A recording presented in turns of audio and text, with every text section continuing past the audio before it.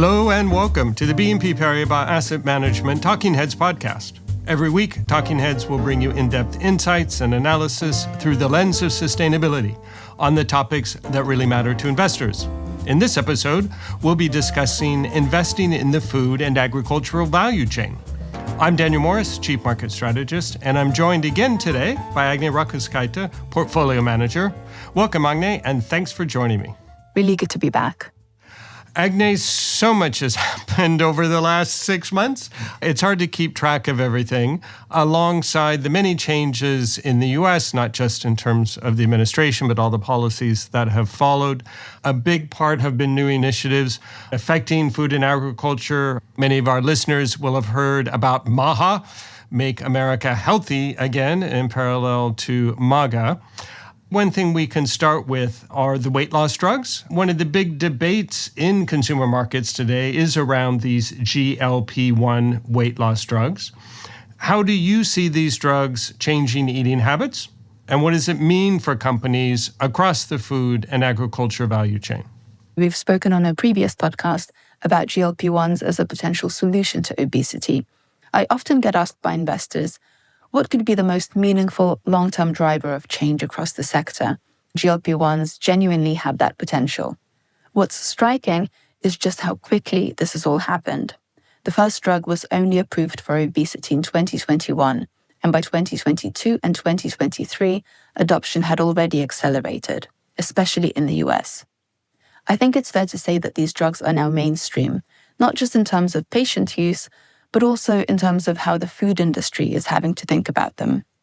I think it's worth mentioning that so far the story has been about the US, but it's not going to stay that way.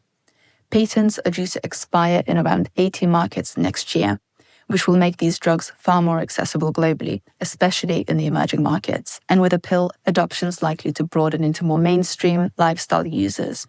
That's when the global impact could really accelerate. We're beginning to get interesting real-world data. From a behavior perspective, the evidence is clear. GLP-1 users cut their daily calorie intake by 500 to 700 calories, and their choices tend to shift towards healthier, less processed foods. The categories that we see most at risk are snacks, both sweet and salty, frozen meals, soft drinks, as well as alcohol. On the flip side, we're seeing nice growth in yogurt, fresh produce, protein bars, as well as supplements. Protein in particular is an interesting theme. When people lose weight on GLP-1s, they don't just lose fat, they lose muscle as well. That makes protein intake especially important. Yogurt in particular has become a big standout. It's seen as a convenient and natural solution. At the same time, people are asking the question, are we now reaching peak protein? When every single product on the shelf suddenly has a high protein claim, whether it's bread, pasta, or even soft drinks, it does risk looking gimmicky. And that skepticism can lead to consumer fatigue. For now, protein is clearly a positive driver. Overall, GLP-1s are still in the early stages, but that pace of adoption, the reduction in calorie intake, as well as the category shifts, all would suggest that this is one of the most powerful megatrends that are shaping the food and agriculture sector today. Agne, I mentioned at the beginning the Make America Healthy Again agenda. That seems to be starting to shape the debate on food policy in the U.S. From an investor's perspective, do you see MAHA as more of a risk for the food and agriculture sector, or are there opportunities across the value chain? We wrote about this in a blog recently called Moving Beyond Artificial Ingredients. And the message there was that the US is finally starting to tighten rules on food additives. And that clearly creates risks, but it also opens up opportunities. The risks are straightforward. Historically, the US has lagged Europe when it comes to regulating food composition, but that's now changing quickly. Red dye number 3 was banned at the federal level earlier this year, and states like California have already gone further and banned a whole range of dyes in school meals. The problem is, reformulation is not that straightforward. It's not just a case of swapping one ingredient for another, because it can change the taste, the color, and texture of food. And if the consumer doesn't like the new version, demand can collapse. There is also a clear opportunity. Natural ingredient companies are providing solutions. They work with packaged food companies to take out artificial ingredients and replace them with natural ones while keeping everything else intact. Kraft Heinz and Kellanova have both pledged to eliminate synthetic dyes by 2027, and PepsiCo has said that it will shift its entire portfolio to natural colors. What's new is that the Make America Healthy Again Commission has just published its strategy report, and that broadens the whole agenda. So instead of one-off additive bans, it's talking about systematic oversight of all petroleum-based dyes, as well as a review of the GRAS process, which stands for Generally Recognized as Safe, a process that has allowed thousands of additives into the market. They're also talking about introducing a federal definition of ultra-processed food. That's going to be a big shift. They also want tighter rules on how unhealthy products are marketed to kids, as well as more front-of-pack nutrition labeling. That puts pressure on products that are high in sugar, salt, and additives, and pushes companies towards cleaner portfolios. Then there's the Supplemental Nutrition Assistance Program. The strategy is talking about piloting these so-called Make America Healthy Again boxes, which are basically pre-packed boxes of healthier foods and restricting benefits from being spent on junk food. If that goes through, it could change purchasing patterns, especially among lower-income households.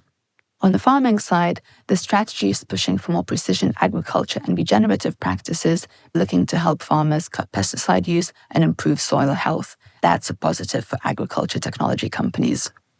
Sticking with the U.S., Agne, tariffs are being adjusted, labor supply is being affected by immigration policy, global trade relationships are very much in flux.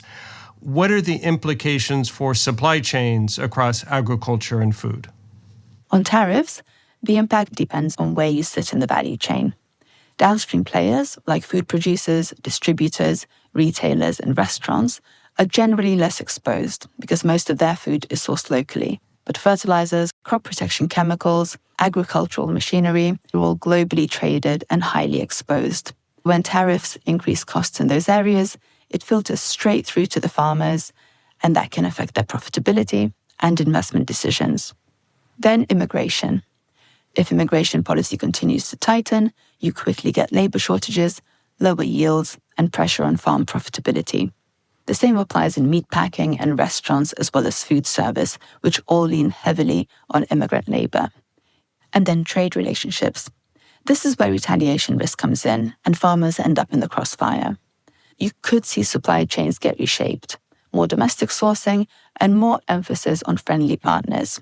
That can build resilience in some areas, but it can also cut off traditional trading partners and cause new disruptions. Thank you, Agne. If I could summarize some of the key points. We talked about how the GLP-1 weight loss drugs are now mainstream, with many patents expiring and oral versions becoming available. The adoption will go even higher. If we think about the implications, you talked about pressure on snack foods, junk foods, soft drinks, and an increase in demand for things like yogurt or protein.